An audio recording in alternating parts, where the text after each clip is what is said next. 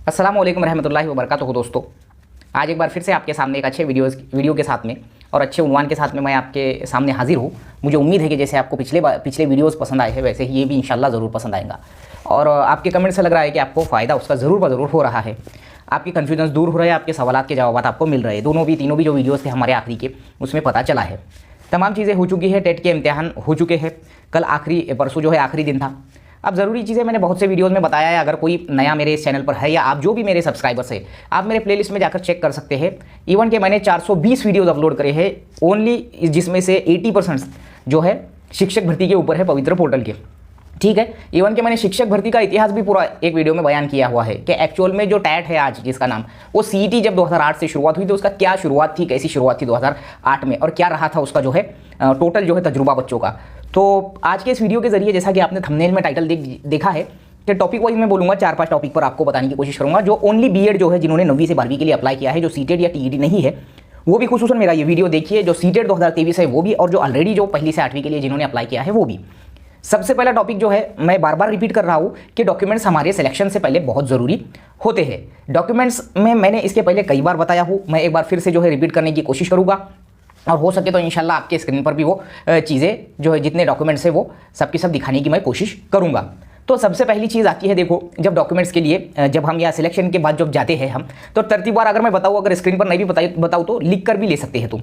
और उतना कुछ विशेष नहीं है जैसा तुम समझ रहे कि डॉक्यूमेंट्स क्या बोलते हैं, ऐसा तुम्हारे दिल में एक जुस्तजू होंगी, तो वही डॉक्यूमेंट्स है जो हमने फॉर्म में डाले हैं, उसके अलावा कुछ भी नहीं है।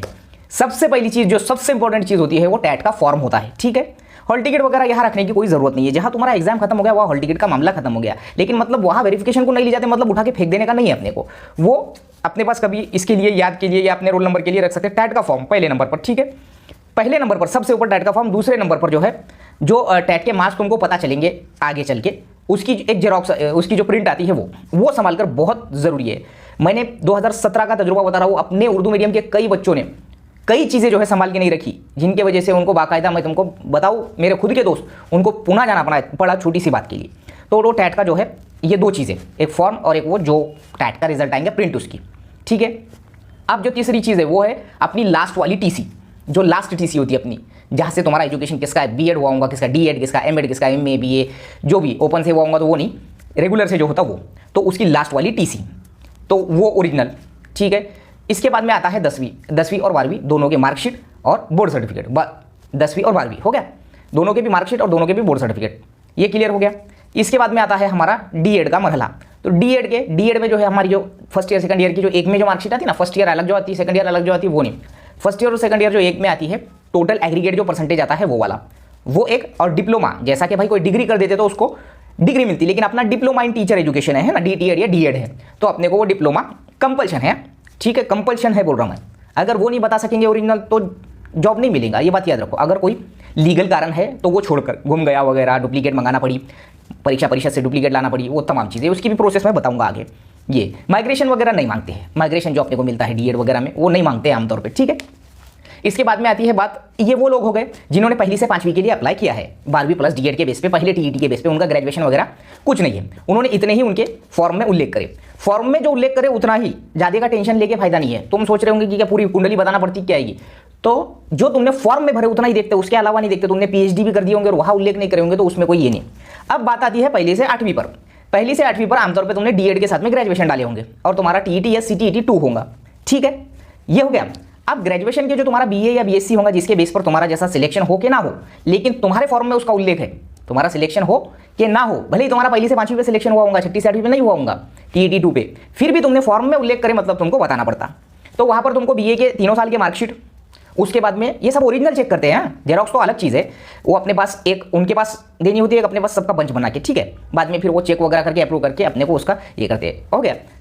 अब बीए के डिग्री, माइग्रेशन वो वगैरह, वो कुछ भी फलाना वगैरह मांगते नहीं, माइग्रेशन वगैरह उसकी कोई ज़रूरत नहीं है, डिग्री।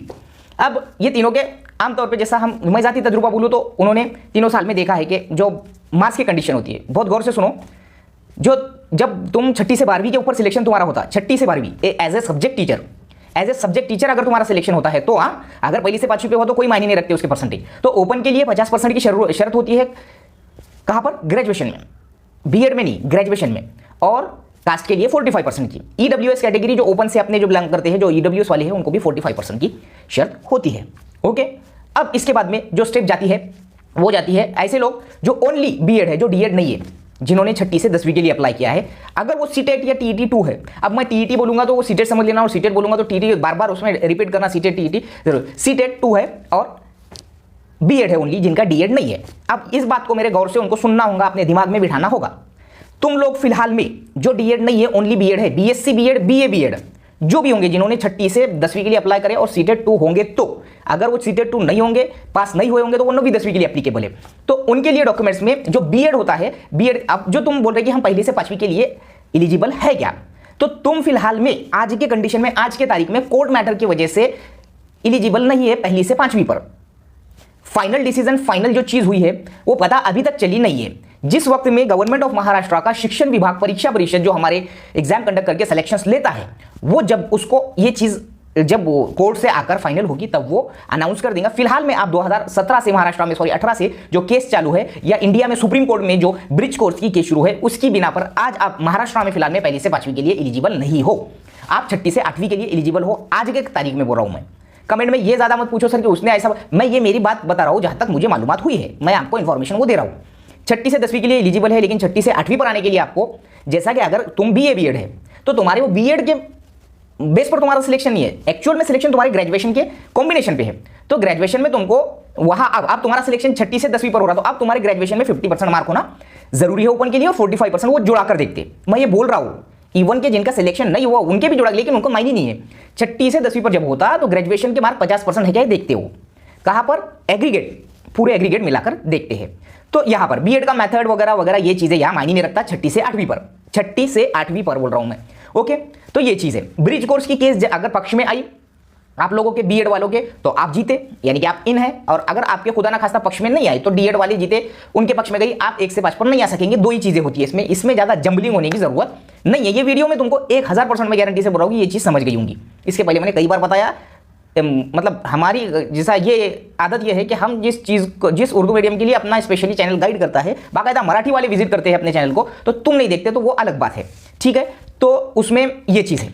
अब अगर तुम्हारा, अब जो डीएड है, ग्रेजुएशन है, उसको पहली से 8वीं का हो गया, मैंने बता दिया, उसके ग्रेजुएशन के मार्क्स जो है अगर छठी से 8वीं पर होता है तो चेक करेंगे, लेकिन उसका ग्रेजुएशन के डॉक्यूमेंट्स चेक किए जाएंगे। अब जरूरी डॉक्यूमेंट आता है बीएड, तुम्हारा जो छठी से 10वीं पर जिन्होंने अप्लाई करी, जो डीएड नहीं है, तो बीएड के चेक किए जाती है मार्कशीट, परसेंटेज और बीएड की डिग्री। प्रोविजनल डिग्री तकरीबन एक्सेप्ट नहीं करते हैं। अगर तुमने उनको कोई लीगल रीजन बताए तो वो ठीक है, और उसकी भी प्रोसेस बताए तो ठीक है, अप्लाई करके रख दिए, सर ये हमारे पास पावती है वगैरह। प्रोविजनल कम से कम साथ में रखो, प्रोविजनल इतना तो भी करो। अब आती है 9वीं 10वीं की बारी। जो BEd, only BSc BEd, only BA BEd, जो टीईटी पास नहीं है, वो एप्लीकेबल होते हैं ओनली 9वीं से 10वीं के लिए, बीए बीएड, बीएससी बीएड, ठीक है। तुमको भी वही चीज बतानी होती है यहां पर। अब यहां पर बारी आती है आज के स्टेटमेंट के हिसाब से भर्ती की। उन्होंने बोले कि 32,300 भर्ती करेंगे, जिसमें से हम 17,000 प्राइवेट इंस्टीट्यूट्स की भर्ती पवित्र पोर्टल के जरिए करने वाले हैं। आज का, अभी का, इस वक्त का स्टेटमेंट है गवर्नमेंट के जो है मंत्री का, जो भी होगा आज इस सकाळ की जो न्यूज़ है गवर्नमेंट ऑफ महाराष्ट्र की तरफ से रेफरेंस देकर उन्होंने वो न्यूज़ दी है।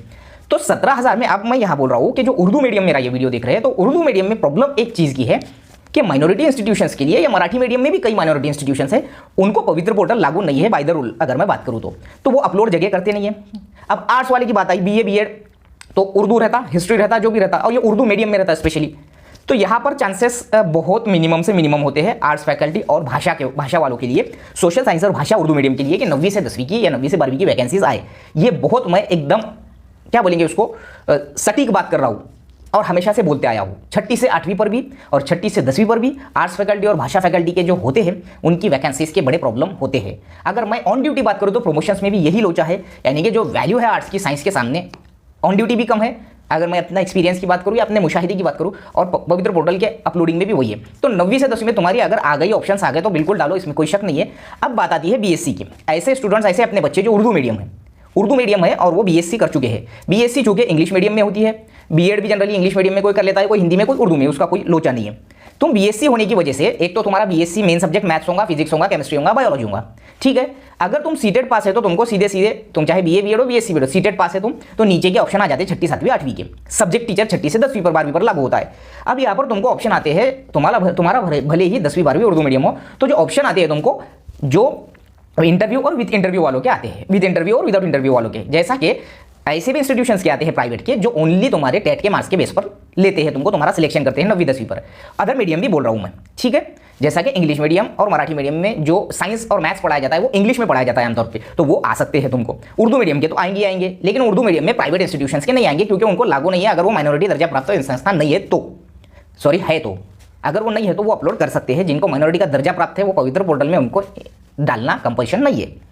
तो तुमको जिला परिषद में, अगर मैं बात करूं, तुम सोचते होंगे कि तुमने पूछे है कि सर जिला परिषद में कहां तक होती है क्लासेस। आमतौर पर 90% अगर मैं बात करूं, जिला परिषद स्कूलों में 1 से 8वीं, नगर पालिका में 1 से 8वीं, मनपा में 1 से 8वीं होता है। अगर मैं मेरे जिले यवतमाल की बात करूं या मेरे इलाके विदर्भ की बात करूं, तो यहाँ बहुत से ऐसे इंस्टीट्यूट्स है जिला परिषद गवर्नमेंट ऑफ महाराष्ट्र के उर्दू मीडियम में 1 से 10वीं और 1 से 12वीं है।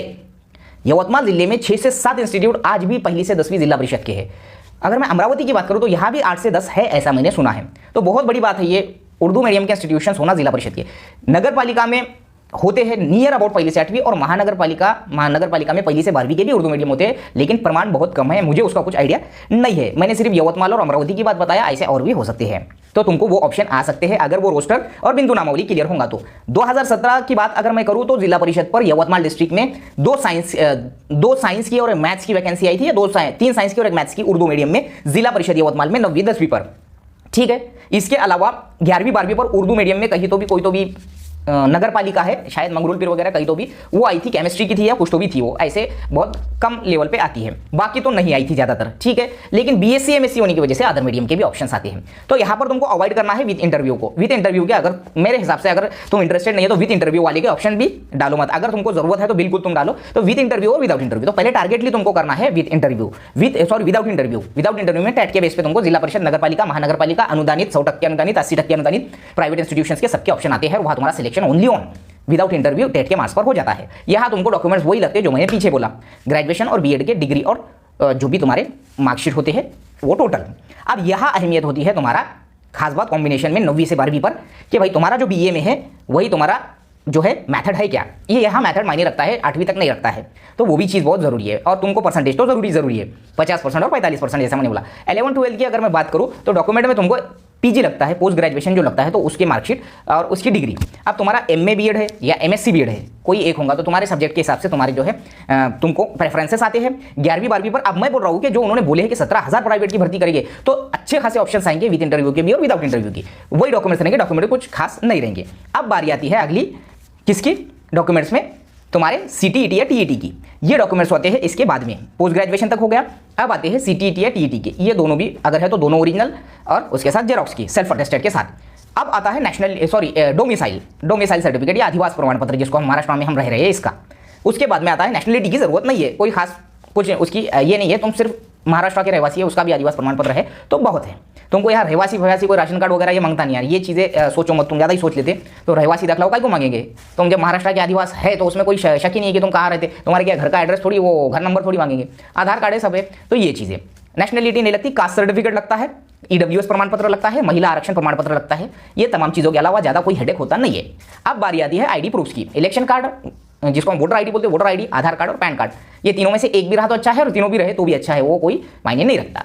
अब बात आती है वो डॉक्यूमेंट्स की जिनके खो चुके हैं, मतलब डॉक्यूमेंट अगर कुछ गुम हो गया तो उसकी एफआईआर लिखाना, एफआईआर लिखा है बाद में उसको अपने पास रखना, और बाद में फिर बाय प्रोसेस तुमने जो भी प्रोसेस करे होंगे प्रोसेस की पूरी मालूमात अपने पास रखना, और डुप्लीकेट जो तुमने जो भी बोर्ड से लाए होंगे, जो भी कॉलेज से, जो भी यूनिवर्सिटी से लाए होंगे, उसका रिकॉर्ड अपने पास रखना। वेरिफिकेशन के टाइम पे ये तमाम चीज़ें उनके सामने एकदम क्लियरली सादर कर देना, ताकि वो भी अपने को एक जो है रेप्यूटेड इंसान समझ सके। तो वो आज खुजाते बैठने का, अरे सर वो ऐसा हो गया वैसा हो गया, तो ऐसी चीज़ें नहीं रहता, समझे ना। नहीं तो कैसा रहता, ये चीज़ ऐसी रहती कि तुम्हारा वेरिफिकेशन हो रहा है भाई, तुम वो कैंडिडेट है कि नहीं इस बात का जो तुमने बताया हुआ है फॉर्म में। तो ये चीज़ मैं बोल रहा हूँ, तो ऐसे ही रख दिए। बाकी कुछ उसको कोई ऐसा तुमको तो ये नहीं करते हो, फ्रस्ट्रेट होने की जरूरत नहीं, लेकिन अपने तरफ से बहुत टिप टॉप रखना पड़ती है। ये तमाम चीज़ें हो गई। अब बात आती है जो भर्ती के बारे में बोला गया है, हो गया आधार कार्ड, पैन कार्ड वगैरह, ये तमाम चीज़ें हो गई। इसके अलावा कोई भी डॉक्यूमेंट लगते नहीं, जो तुमने सिर्फ फॉर्म में बताए उतने बताने का, अपना ज़्यादा हुशारी बताने की नहीं वहाँ पे। फॉर्म में तुमने डीएड तक बताए होंगे, ग्रेजुएशन तक उतने ही बताने के, और बाद में छोड़ देने का, ठीक है। अब बारी आती है कि गवर्नमेंट ने अभी कहा है कि भाई इतनी भर्ती करेगी, तो 30,000 जो बोल रहे हैं वो, तो अभी उन्होंने ऐसा कहा है कि भाई 15,000 हम जिला परिषद की भर्ती करेंगे। तो 15,000 होती है तो 15 ऊपर की 17,000 प्राइवेट की करेंगे। नियर अबाउट जो भी होगा, ये चीज़ें बहुत ज़रूरी है कि होना बहुत ज़रूरी है। नॉर्मलाइजेशन की वजह से एग्जाम का जो रिजल्ट है वो अगले 15 दिन में आएगा बोलकर आज की न्यूज़ है। नॉर्मलाइजेशन के प्रोसेस को टाइम लगता होगा इसलिए, नहीं तो हमारा रिजल्ट आज ही आना ज़रूरी था। इसके बाद में 9वीं से 12वीं वालों को मैंने तमाम चीज़ें बता दिया। अब बारी आती है कॉम्पिटिशन की। कॉम्पिटिशन कितना होगा? कॉम्पिटिशन देखो सही एक्चुअल में देखा जाए तो हर मीडियम में हर एंगल से कॉम्पिटिशन होता है। हमको उर्दू मीडियम है बोलकर हम ऐसा समझ लेना कि भाई कुछ भी नहीं है, किसी के बोलने पर मान लेना, ये चीज़ें भी दुरुस्त नहीं है। अपने आप को जो जैसा कॉम्पिटिशन के अंदर समझो, बस मैं इतना बोलना चाहूँगा, बाहर समझो मत, क्योंकि तुम कंपटीशन में है। कोई भी मराठी मीडियम वाला मेरा ये वीडियो देख रहा होगा तो वो भी ये समझ ले कि भाई तुम्हारे जो मराठी मीडियम वालों के जो रिव्यूज़ आए हैं वो भी नियर अबाउट जो है डाउन ही है, उनको भी हार्ड ही लगाए। इवन के राज्य सेवा की जो तुम्हारी तैयारी कर रहे थे, एमपीएससी के 5-5 साल से जो कर रहे थे, उनको बुद्धिमत्ता चाटनी हार्ड लगी और पेपर जो है आमतौर पर सबके बहुत मुश्किल गए हैं। अगर मैं 10% एकदम जीनियस स्टूडेंट को छोड़ दूं तो वो टॉपर रहेंगे। इसमें जो 10% हर मीडियम में होते हैं वो टॉपर रहेंगे, इसमें कोई शक ही नहीं है। लेकिन कई ऐसे टॉपर्स थे जिन्होंने आकर रिव्यूज माइनस में दिए हैं, ठीक है, तो ऐसा चलते रहता। अब बात आती है जाहिरात के आने के बाद में उसको हमको अच्छे से चेक करने की, ठीक है। और एक खास बात मैं बोलूँ कि भाई जब तुम्हारे को कोई ऑप्शन मिल जाता, मिसाल के तौर पर तुमको एक जिला मिल गया, क्या मिला कि भाई तुमको रायगढ़ जिला मिल गया, जिला परिषद, कोई भी मीडियम वाला अगर देख रहा हूँ सबके लिए मिसाल है, तुमने डाले थे 15, 20, 25 ऑप्शन और तुमको मिल गया समझो 25वें नंबर का या 20वें नंबर का, और तुम्हारे नज़दीक का एक भी नहीं मिला, रायगढ़ मिल गया तुमको 700-600 किलोमीटर दूर, तो तुम उसको ऐसा नहीं बोल सकते मुझे ये नहीं होना, मुझे वो होना, मैंने तो ये डाला था। ये बात बाद में काम के नहीं रहते, ये बात याद रखना। अब तुमको मिल गया, तुमको वहाँ जाना है, नहीं तो फिर छोड़ना है, नौकरी छोड़ना है या फिर जाना है, 2 ही ऑप्शन रहते। अगर उनके दिए हुए ड्यूरेशन के अंदर तुम वेरिफिकेशन को नहीं गए तो वो तुमको सीधा सीधा गैरहाजिर की यादी में डाल के उस जगह पे दूसरे कैंडिडेट को लेने की प्रक्रिया अगले डब्बे में करते हैं। याद रखो, गैरहाजिर यादी बोल के जो रहती भर्तियों के अंदर वो यही रहती। तो यहाँ अपने प्रतीक्षा यादी, वेटिंग लिस्ट वगैरह नहीं लगती, यहाँ फाइनल लगती रहती। तो ये चीज़ें हैं। आज के इस वीडियो में मैंने यही बहुत सिस्टमैटिकली बताने की कोशिश किया।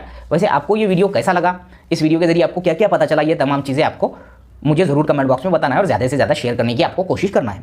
ऐसे ही वीडियोज़ के जरिए मैं आप तक पहुंचता रहूँगा, आपको बताता रहूँगा। पवित्र पोर्टल शिक्षक भर्ती के जो प्रेफरेंसेस लॉक और जाहिरात और मेरिट लिस्ट की जो सिस्टम था वो मैंने कल पूरा इजी गोइंग में बताने की कोशिश किया। आज के भी वीडियो में मैंने वही बताया हो कि डॉक्यूमेंटेशन कैसा रखना है और क्या ज़्यादा सोचना नहीं है। बाकी उर्दू मीडियम वाले, मराठी मीडियम वाले, हिंदी इंग्लिश तमाम मीडियम वाले तमाम की जगह आएंगी, ये बात पक्की है। 9वीं से 12वीं वालों के लिए वैकेंसीज अच्छी खासी रहेंगी। अगर मैं आज के स्टेटमेंट का हवाला दूँ तो जब 17,000 रहेंगी तो तुमको विद इंटरव्यू और विदाउट इंटरव्यू दोनों आएंगे। विद इंटरव्यू में बस इतना रहेगा कि तुम्हारे एक जगह के लिए 10 लोग आएंगे और वो 10 लोग टेट के मार्क्स के ही बेस पे आएंगे, लेकिन इंटरव्यू में 30 मार्क रहेंगे लेसन के, डेमो के, उस पर तुम्हारा सिलेक्शन होगा। ABCD ऐसे 1 से लेकर 10 कैंडिडेट है, तो टेट में वो 10 कैंडिडेट बोले तो ज़्यादा मार्क वाले जिनको भी होंगे, जैसे कि भाई पहले नंबर वाले को मार्क है XYZ 110 है, तो वो 110 से नीचे तक जहाँ तक 10वें कैंडिडेट पे यानी कि भाई 100 पर आकर रुक गया, तो ये 10 को मौका देंगे इंटरव्यू देने का, वहाँ 30 मार्क का लेसन होगा, डेमो होगा और फिर तुम्हारा सिलेक्शन होगा उस प्राइवेट इंस्टीट्यूट पे। गवर्नमेंट, जिला परिषद, नगर पालिका, महानगर पालिका और प्राइवेट ऐसे 100% ग्रांटेड या ग्रांटेड संस्था जो विदाउट इंटरव्यू लेते हैं, विदाउट इंटरव्यू जिसमें कोई इंटरव्यू नहीं होता है, वो सिर्फ टेट के बेस पर जो है तुम्हारा सिलेक्शन करते हैं। मराठी मीडियम वालों को 1ली से 12वीं तक प्राइवेट के विदाउट इंटरव्यू के भी ऑप्शन आते हैं। उर्दू मीडियम का मैंने मसला तुमको सुना दिया। तो ये वीडियो तुमको कैसा लगा मुझे जरूर कमेंट बॉक्स में बता के इसको शेयर कीजिए। इंशाल्लाह सबका फायदा होगा। मिलेंगे अगले वीडियो में अच्छी मालूमात, अच्छी इन्फॉर्मेशन, अच्छी अपडेट के साथ। मवाद का तो सवाल नहीं आता, अब एग्जाम खत्म हो गए और UPSC शिक्षक भर्ती खत्म हो जाने के बाद में तुमको ये चैनल से ज़्यादा मतलब नहीं रहेगा, ऐसा तो नहीं है। मुझे ऐसा लगता कि जब नहीं रहता, क्योंकि मैं ये चैनल के जरिए एक कोई नहीं, मैं हर एंगल से गाइड करने की कोशिश करता, किसी भी एंगल से, हर एग्जाम के लिए। बाकी एग्जाम से तो अपने को लेना देना नहीं है, सिलेक्शन हो जाना बस दिल से दुआ है कि अल्लाह तुम्हारी तमाम जायज़ तमन्नाओं को पूरा करे, तुम्हारे ख्वाब को पूरा करे, तुम्हारे अपॉइंटमेंट लेटर तक तुम्हारी जो भी ख्वाहिश है तमाम के तमाम पूरा करके तुम्हारे माँ बाप, भाई बहन और तुम्हारे घर के हर मेंबर के ख्वाब को पूरा करे। अस्सलाम वालेकुम।